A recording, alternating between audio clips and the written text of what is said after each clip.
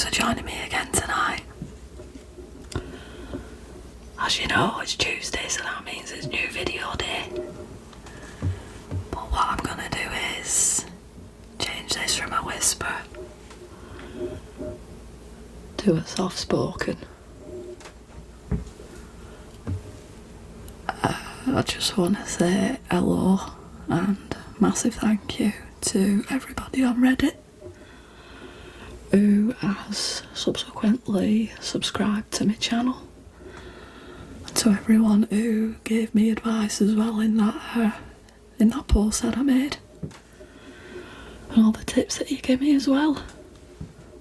Quite a bit of encouragement and all, which were nice that, so ta muchly.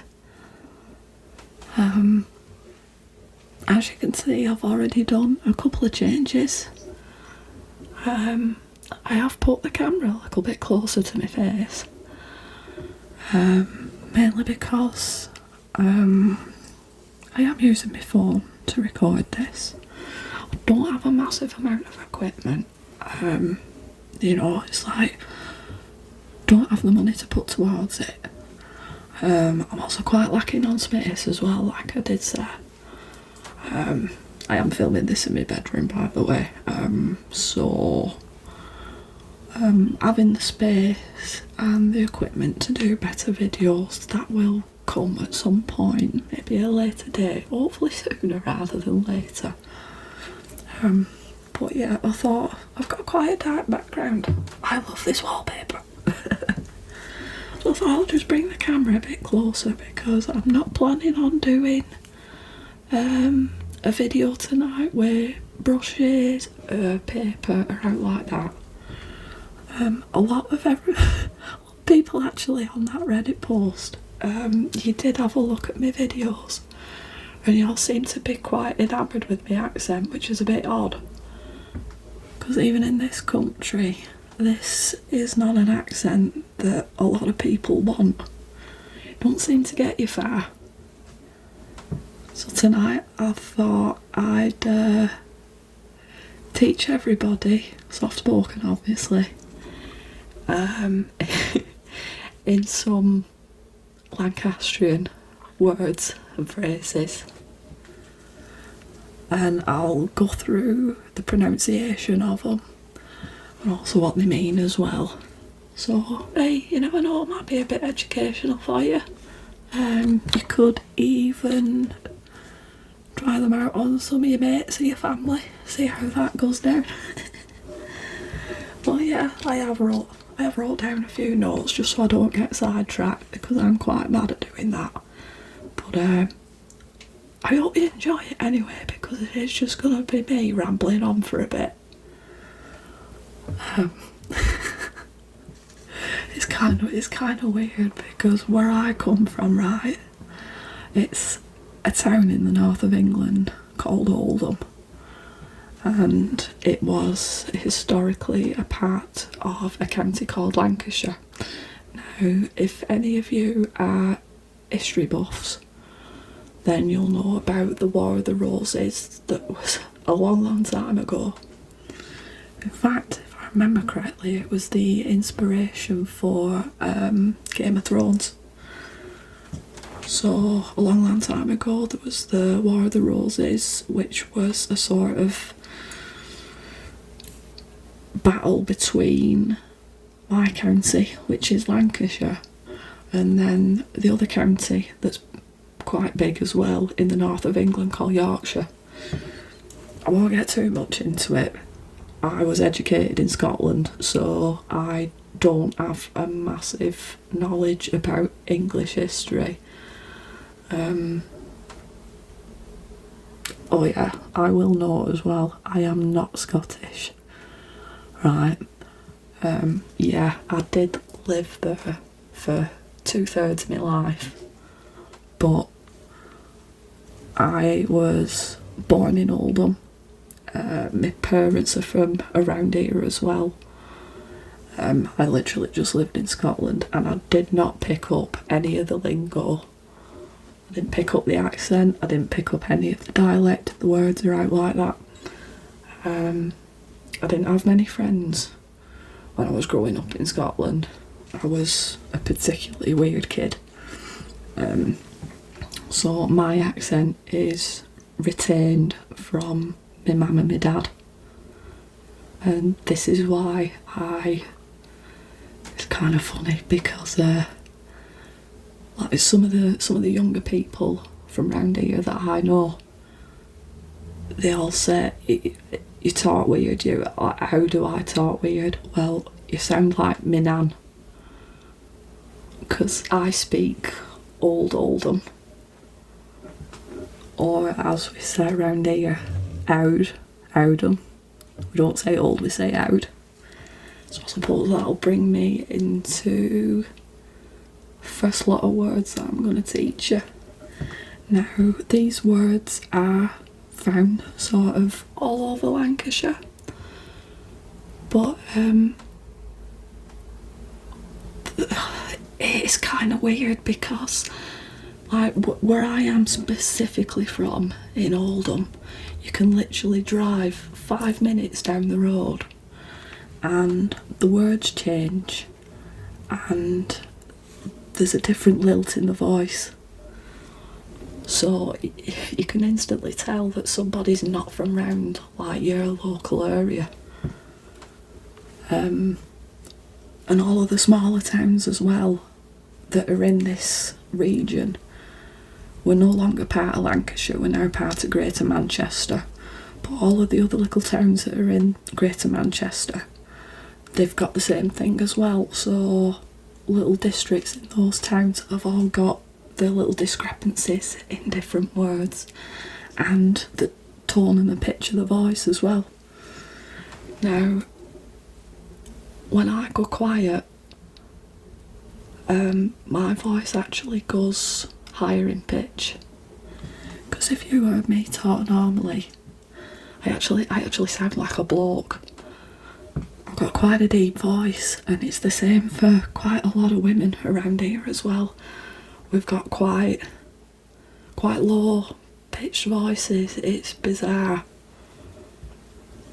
But the only time you will ever hear my voice this high is when I am trying to be quieter, when I am doing me whispering, and when I am doing me soft speak voice. But I'm prattling on again. Oh, get me, yeah? Any road. In fact, we'll start there. Any road is how we would say anyway. If there's a word in the English language, we've probably got an odd way of saying it and possibly a different definition and a way that you would actually use it in a sentence as well. We're also very, very notorious for omitting letters entirely, putting letters where they should not be, sticking commas in places where they shouldn't be either. So I'll start with out and nout. So out is anything, nout is nothing. Sorry, I've got some of my notes on the side there. So yeah, for example, I'll use it in a sentence. I'm going to the shop. Do you want out and out? So I'm going to the shop. Do you want anything or do you not want anything? Try that one. I'll put some random ones on the list here. So, brass monkeys. It's a bit brass monkeys today, isn't it? So, it is a bit brass monkeys today, is it not? Brass monkeys is part of a phrase. It's cold enough to freeze the balls off a brass monkey. So brass monkey, obviously, inanimate object. Apparently if it had balls, it is that cold enough outside that they will freeze off. That's basically what it means. So in Oldham, Lancastrian, that would be, it's cold enough freeze balls off a brass monkey. Cold is cold. So this is the nout, out, owd, and you get cowed. Bit of an odd one. In terms of shortening letters, not shortening letters, adding letters where they shouldn't be, taking letters out where they need to be, with is a particular word that I do not use a lot. And we have a tendency to say we. Just the W-I. Literally just a W and an I. So I'll give you an example. What's that got to do with it? Right, that is with the with. And we would say, what's that got to do with it? What has that got to do with it? What's that got to do with it? It's almost like being too lazy to talk. That you just shorten everything. You shorten the words and you shorten the accent. Not the accent, you shorten the sentence because the accent makes it that way and the dialect makes it that way. And I'm saying it now, makes. This is how it comes out. I must admit, in some of my other videos, I do have a tendency to try and come out of the dialect a little bit, because when I get going, sometimes it's really impossible to understand what I'm saying. But I think in the future, because people seem to like this accent and this dialect, I might throw all caution to the wind and just let it go and see what happens. Do you know what I mean? So I'll give it a go.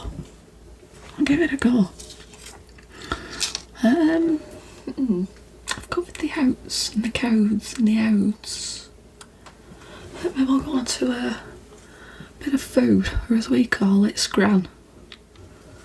So, come home at night, you say to your mum, you say to your dad, your partner, whoever, what's for scran?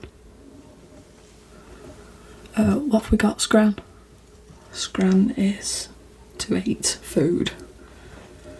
And then, I don't know, maybe you wanted a snack or something like that. You could have a Charlie cake or an Eccles cake.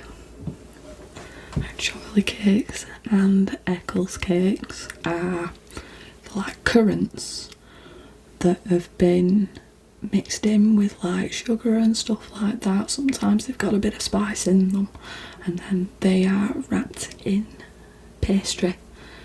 Eccles cake, they're a bit smaller than a Charlie cake, they're about yay big. Charlie cakes are maybe about yay big. My Eccles cakes are wrapped in puff pastry. Charlie cakes are more like a short crust pastry. I prefer Charlie cakes. They are a bit flatter. Charlie cakes tend to be quite thick.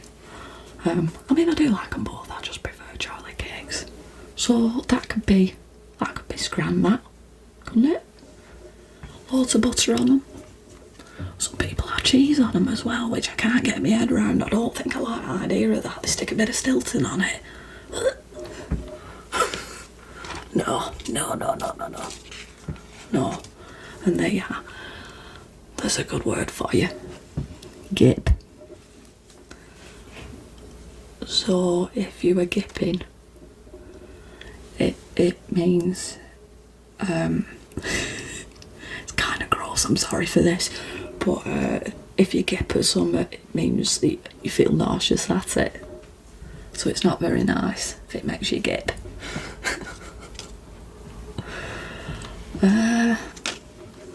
What else can I think? Oh, look at my notes. Oh, I keep pointing to this. This is your gob. Right?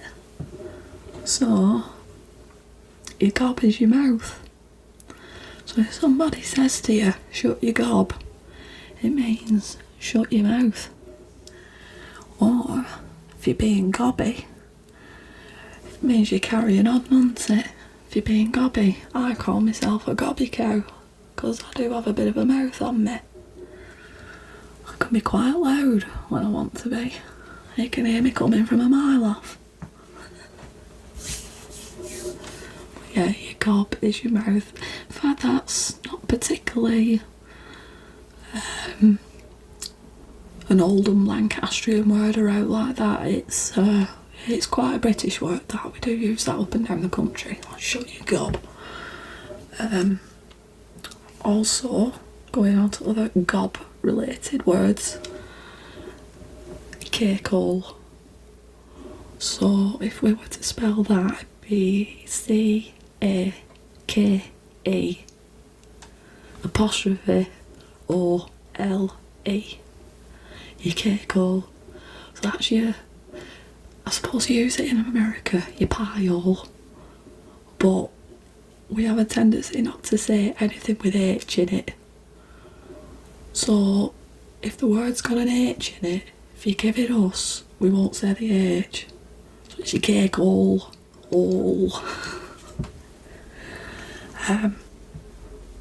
Some other words where you could completely omit the H from the word that it should actually be in and put it somewhere else along with another letter that shouldn't be there, and stick an apostrophe somewhere in there to completely change the word.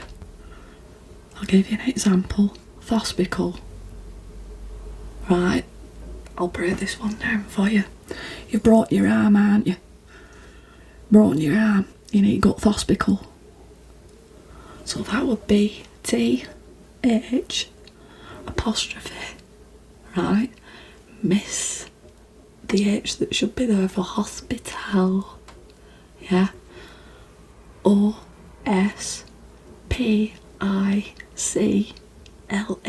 Thospical.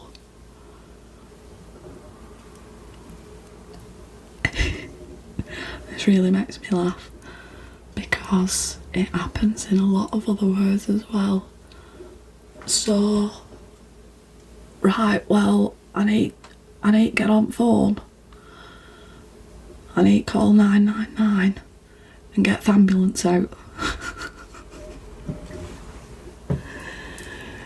So, ambulance. We haven't really dropped any letters or anything in that one, but we've put the TH apostrophe before ambulance, so it's the ambulance, it's the ambulance. It'll start to make sense after a bit. Like here, I've got to stick some music on. Have you seen the iPod?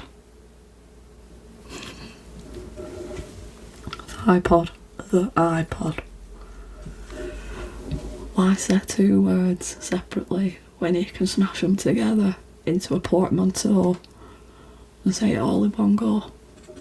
It's like the ultimate born idle language, this. But I tell you what, it works for us, yeah. I think it's funny. Go through some other bits and pieces that I can think of. Like I said, I've got a few things written down here. So there's this whole debate. It does happen a lot in the UK, but where you come from determines what you call bread. So a roll, a little soft white bread roll or a wholemeal roll or out like that, wherever you come from in country, it determines what you call it. So Newcastle, for example, they call them stotties. On the other side of Lancashire, from where I am, they call them barms.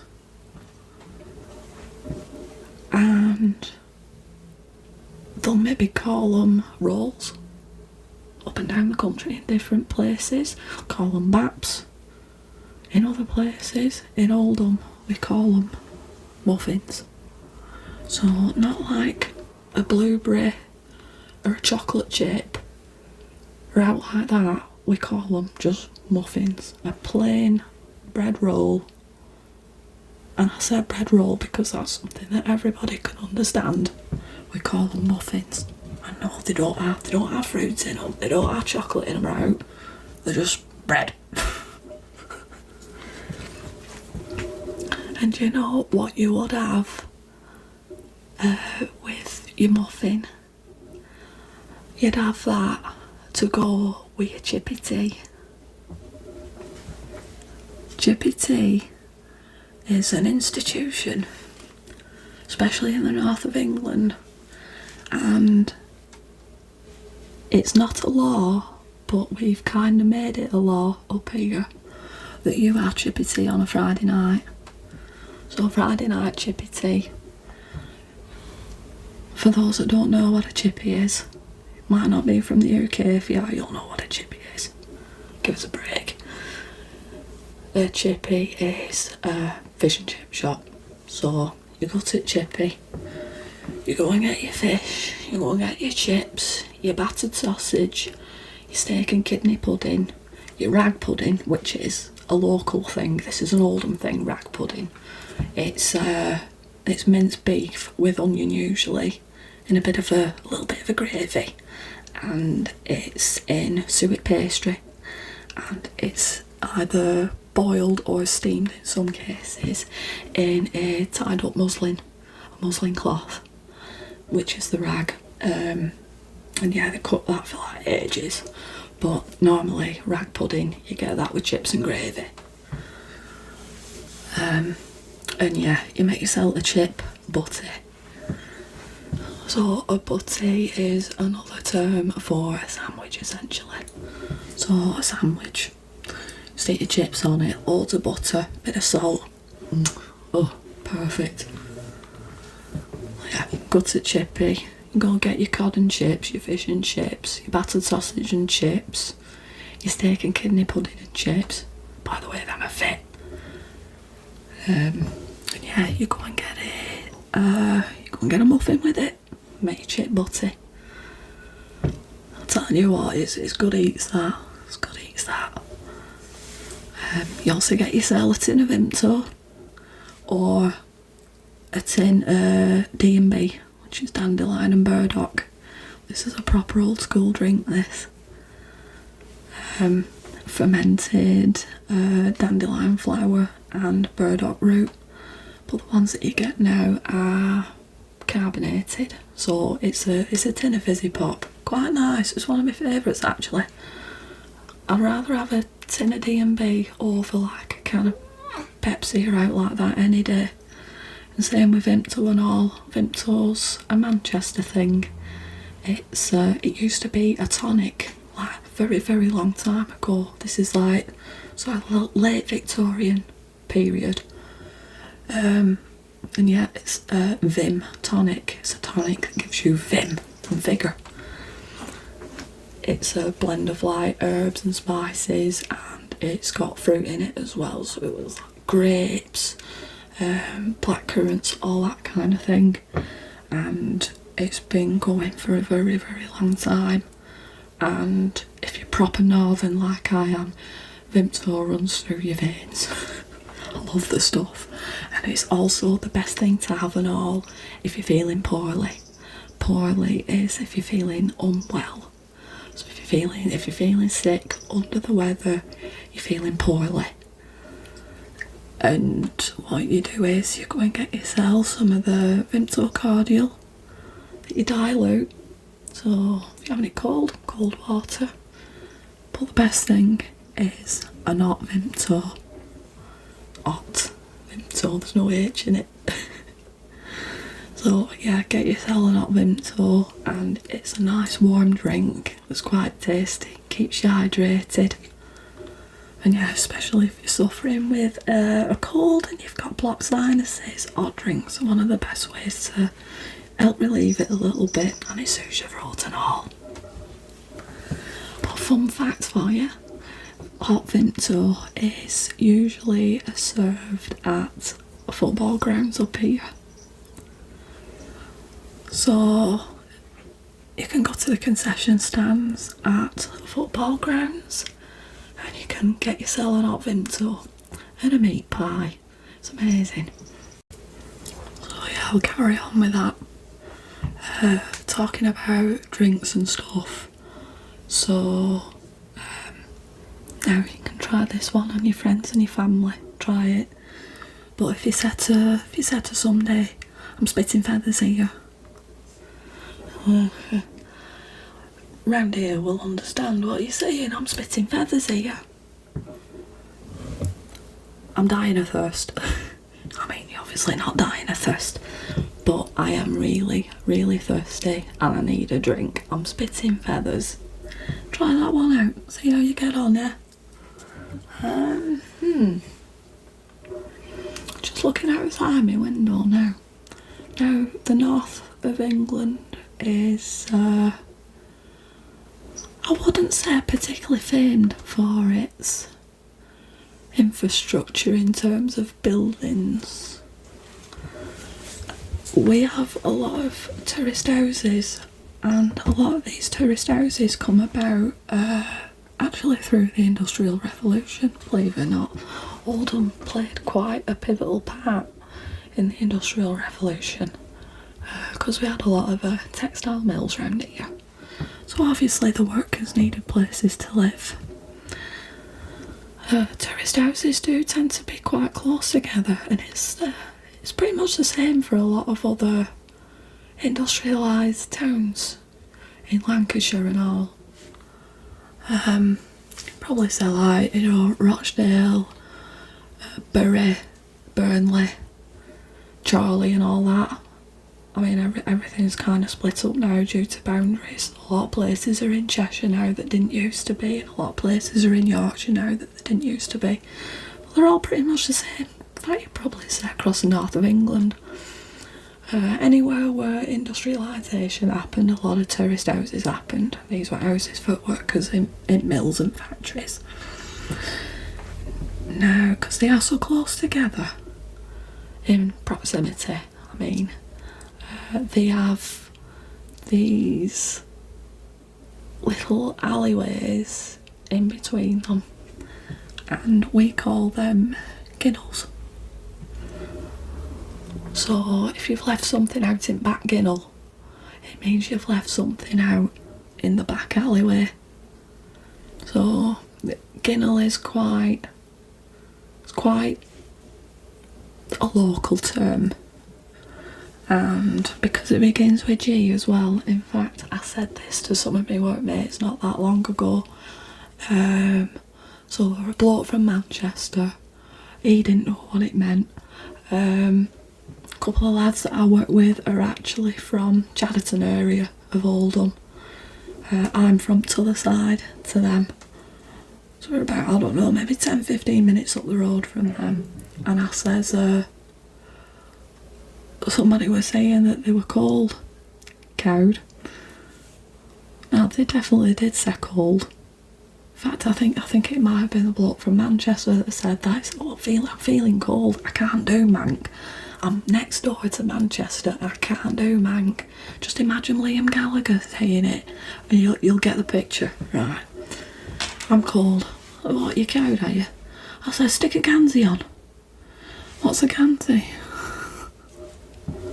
I said, get a gansy on. I say it to my mum all the time. You cowed, get a gansy on.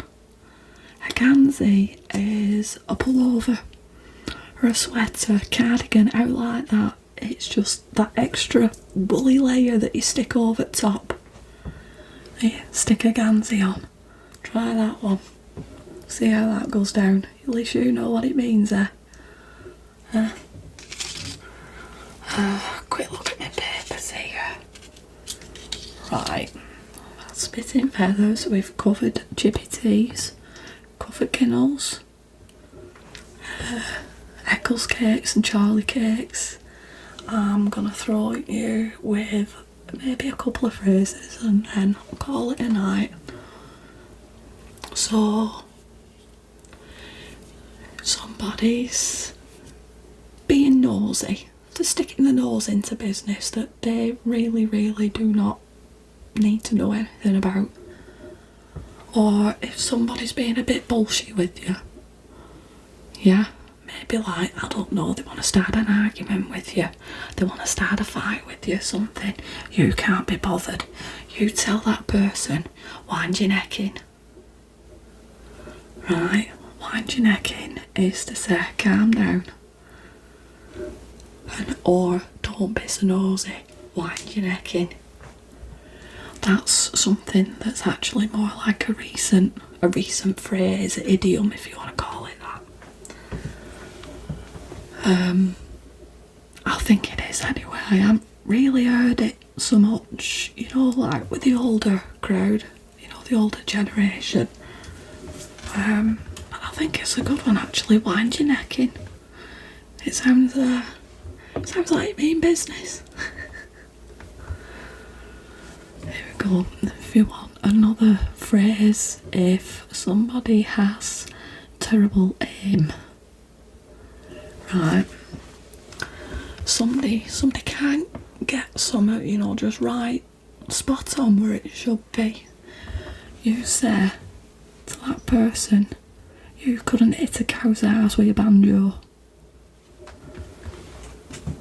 You couldn't hit a cow's arse with a banjo. So, you've got to use your imagination a little bit with these phrases. You've got to imagine a cow, and then you've got to imagine somebody hitting a cow's arse with a banjo. That is equivalent of, that is something big. Right? It's there. It's right there. And even if it's that big, you still missed it. Couldn't hit a cow's arse with banjo. I really like that one actually. And another phrase that I can send you away with. I'm not as green as I am cabbage looking. I am not as green as I am cabbage looking. Which is, don't take me for a fool, right? Don't take me for a fool, right? A fool. Don't think I'm stupid. Yeah, I'm not as green as I am cabbage looking. I love that one, I use that all the time, mate. It's like when you said wet behind the ears. A bit wet behind the ears, isn't he? A bit daft, a bit stupid. Bit of a fool, yeah. Yeah, definitely, that's a good one, I like that one. Off the top of my head, I think I'll give you quite a few good ones, don't you reckon? I've just waffled on for quite a bit, but then again, I did intend for this to be a soft-spoken, yeah, kind of waffly video. Something where you got some a bit nonsensical going on in background, you know what I mean? Instead of having, you know, the focus on, you know, several items and stuff, I am trying to accommodate as many people's individual tastes as I possibly can. But you will have to bear with me on that. I'm trying my best. I do work full time as well, so I'll still intend on posting every Tuesday and Thursday, and I will try and change up my content a bit more and all. So I am thinking maybe if you do want more waffly videos of me just talking absolute nonsense or whatever, fair enough, I'll do them. I could teach you some more things maybe about British culture and, I don't know, maybe Lancastrian, Northern English culture, words, phrases, that kind of thing. The north of England is kind of left out of a lot of things. In fact, I don't think a lot of the world even knows that Northern England exists. never mind, you know, the likes of Wales and, you know, like the Midlands and, you know, some of the southern counties, Cornwall, Devon, that kind of thing, Somerset even. If you're not talking either posh or like a Cockney or something like that, you know, people from London, if you don't talk like them, then it seems to me that a lot of people outside of the UK don't seem to realise that, you know, the UK, as small as it is quite diverse in terms of things like accents, dialects, cuisines even, you know.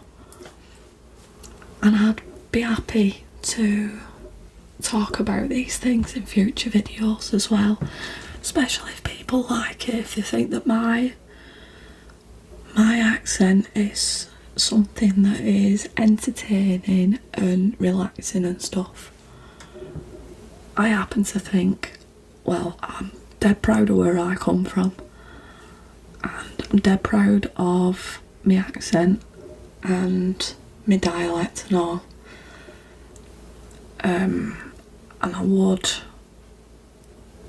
even consider this quite comforting. It's comforting to me because obviously I understand it, but it's a very, very rich, guttural sounding accent and dialect. And I always do find, you know, that way of speech really quite relaxing and comforting because it's familiar to me. But I hope, I'll leave it here actually. I hope everybody has just, you know, maybe taken something away from this, or maybe you did find it quite relaxing just to have some weird northern bird rabbit on in your ear hole for a bit about jippies and cake and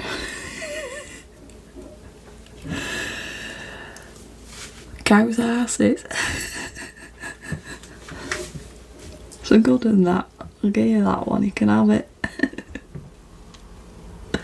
Feel a bit better when I can ramble on. So anyway, it is going to be a long video this, so I hope you put up with it. But I want to say a massive thank you to everyone, like I said before, on Reddit, who's given me all these ideas. I really didn't need to do a video for tonight, so I'm going to put this out, see what kind of reaction I get from it. If I don't get anything halfway decent, or if I get a massive reaction, I'll be happy with either. I really will. But yeah, it was just another way for me to actually put across what I plan on doing, sort of. But you'll have to bear with me on that, but I will continue to do what I can, and hopefully you'll keep giving me some feedback and inspiration as well as to, you know, what maybe I should do next. So if you haven't subscribed already, if you want to do that, click the notification bell as well, because it'll tell you when I do new uploads, and give us a like and leave us a comment and all. I'll try and get back to you as soon as I can, and yeah, we'll go from there, shall we? Let me know what you think, guys. Any road. Best me off. Right, ta-ra for a bit, everyone. Have a good night.